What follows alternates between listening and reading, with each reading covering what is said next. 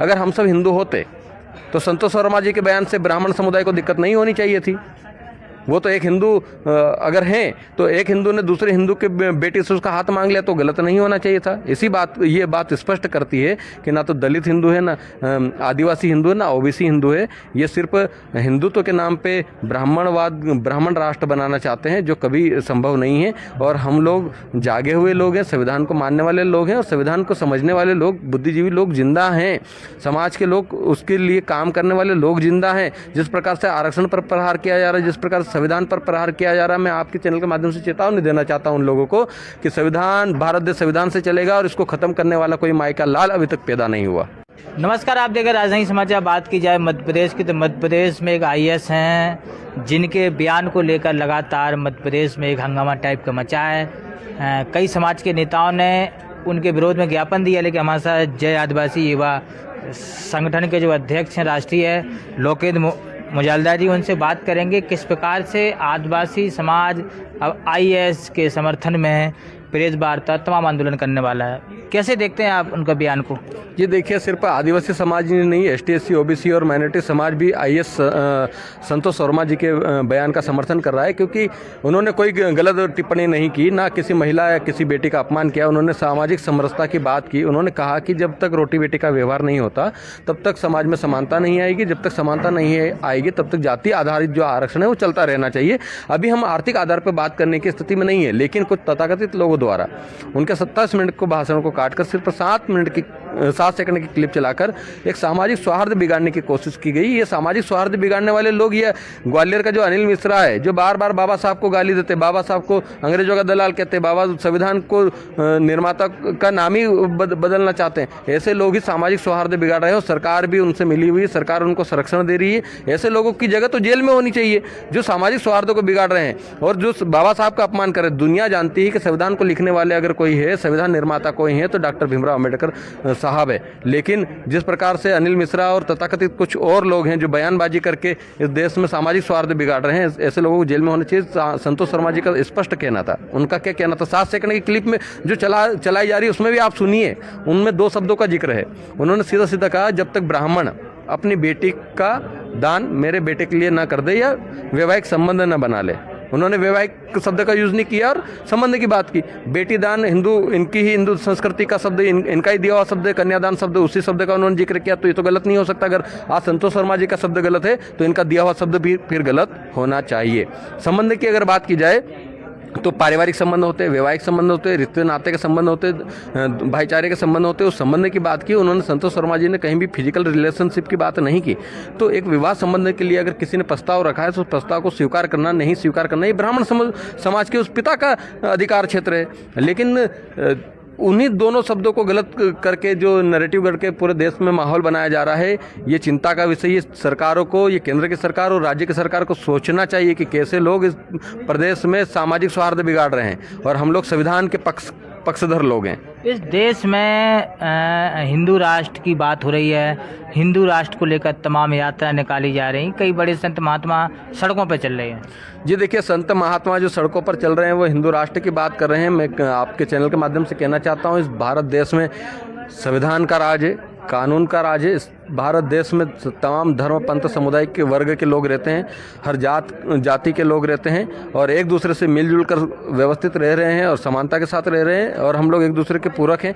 लेकिन जिस प्रकार से एक धार्मिक राष्ट्र बनाने की जो कवायद की जा रही है, आपने देखा होगा जहाँ जहाँ धार्मिक राष्ट्र की बात हुई वो देश बर्बाद हो चुके हैं। चाहे हम पाकिस्तान की बात करें, बांग्लादेश की बात करें, या अभी के ताज़ा उदाहरण है जो बर्बाद हो चुके हैं। और क्या भारत को भी बर्बाद करने की कवायद शुरू कर रहे हैं हिंदू राष्ट्र के नाम पर?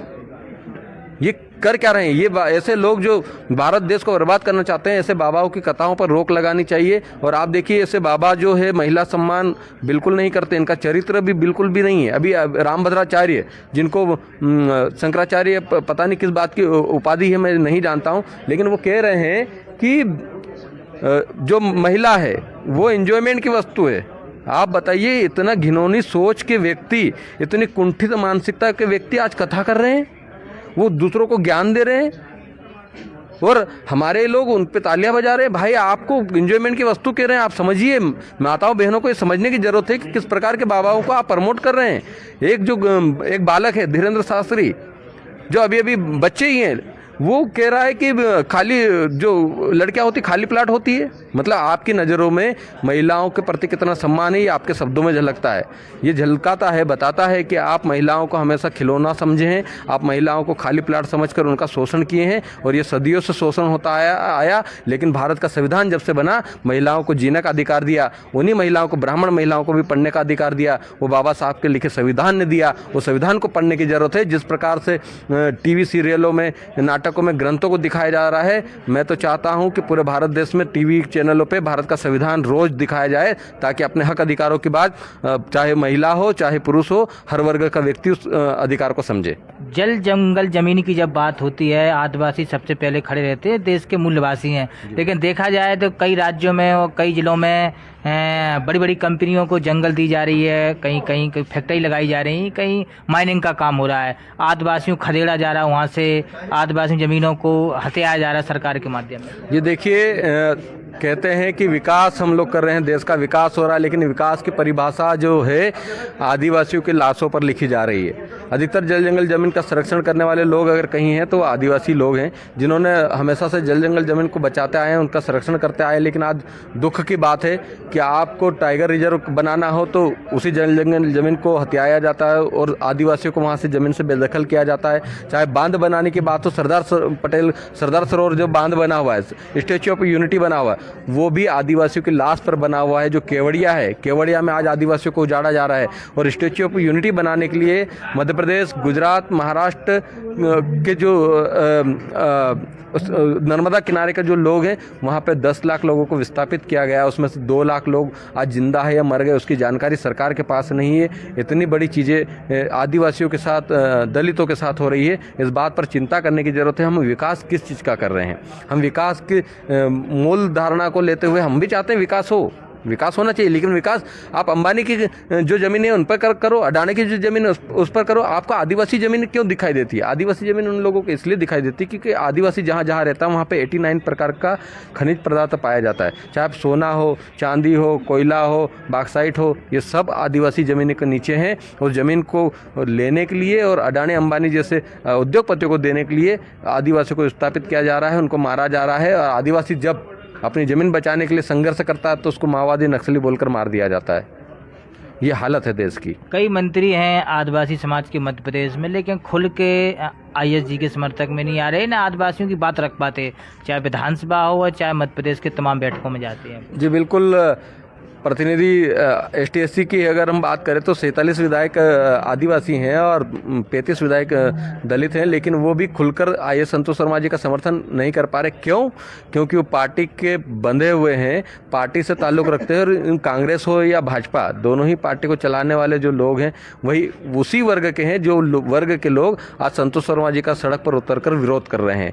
तो इसीलिए वो पार्टी की गाइडलाइन से बाहर नहीं निकलना चाह रहे। लेकिन अब जनता जो समझ चुकी है, ST/SC OBC समुदाय, आज देखिए कि 20 से ज़्यादा संगठन के लोग यहाँ पर, प्रमुख लोग आज उपस्थित हुए थे और उन्होंने एक सूत्र में कहा हम लोग 100 से 150 संगठन एक साथ ST/SC OBC के आ रहे हैं। और ये आने वाले समय में जो लोग चुप हैं, जो गूंगे बनकर बैठे हुए हैं, जो सही को सही और गलत को गलत नहीं कह पा रहे हैं, ऐसे लोगों का अगली बार हम लोग विधानसभा के जब चुनाव होंगे तब भी हम लोग उनको खदेड़ने का काम करेंगे। आखिरी सवाल यही है, दामोदर यादव लगातार बागेश्वर महाराज के लिए बयानबाजी कर रहे, कह रहे जो यात्रा संविधान की निकाल रहे, ये गलत यात्रा है, और हिंदू राष्ट्र की जो यात्रा निकाल रही, गलत यात्रा है, संविधान के खिलाफ है।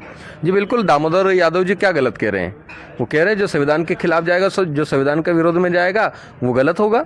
और हम भी अगर संविधान के विरोध में जाते हैं हम भी गलत कहलाएंगे, उसमें कोई बड़ी बात नहीं है। लेकिन जिस प्रकार से हिंदू राष्ट्र की यात्रा निकलकर धार्मिक उन्माद फैलाया जा रहा है, ये गलत है। अगर आज हिंदू राष्ट्र की यात्रा में सरकार इतना संरक्षण कर रही है तो ये देश हिंदू राष्ट्र के लोगों का है, ये देश ST/SC OBC मूल निवासियों का देश है। इस देश में रहने का सबसे पहला अधिकार हम लोगों का है। जो शरणार्थी लोग हैं, वो अपनी शरणार्थी लोग जो यहाँ पर इस देश में आ गए, वो अपनी यात्रा निकाल कर हमको जबरन हिंदू बनाने की कवायद कर रहे हैं। अगर हम सब हिंदू होते तो संतोष शर्मा जी के बयान से ब्राह्मण समुदाय को दिक्कत नहीं होनी चाहिए थी।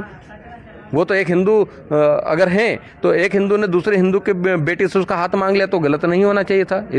ये बात स्पष्ट करती है कि ना तो दलित हिंदू है, ना आदिवासी हिंदू है, ना ओबीसी हिंदू है। ये सिर्फ हिंदुत्व के नाम पे ब्राह्मण राष्ट्र बनाना चाहते हैं, जो कभी संभव नहीं है। और हम लोग जागे हुए लोग हैं, संविधान को मानने वाले लोग हैं और संविधान को समझने वाले लोग, बुद्धिजीवी लोग जिंदा हैं, समाज के लोग उसके लिए काम करने वाले लोग जिंदा हैं। जिस प्रकार से आरक्षण पर प्रहार किया जा रहा है, जिस प्रकार से संविधान पर प्रहार किया जा रहा है, मैं आपके चैनल के माध्यम से चेतावनी देना चाहता हूं उन लोगों को कि संविधान, भारत देश संविधान से चलेगा और इसको खत्म करने वाला कोई माई का लाल अभी तक पैदा नहीं हुआ। तो लोकेद मुजालदा जी हमारे साथ, जैस के राष्ट्रीय अध्यक्ष, लगातार आदिवासी संगठन मध्य प्रदेश में सामाजिक विकास की बात करता जुड़े हमारे साथ। न्यूज़ की रिपोर्ट, भोपाल।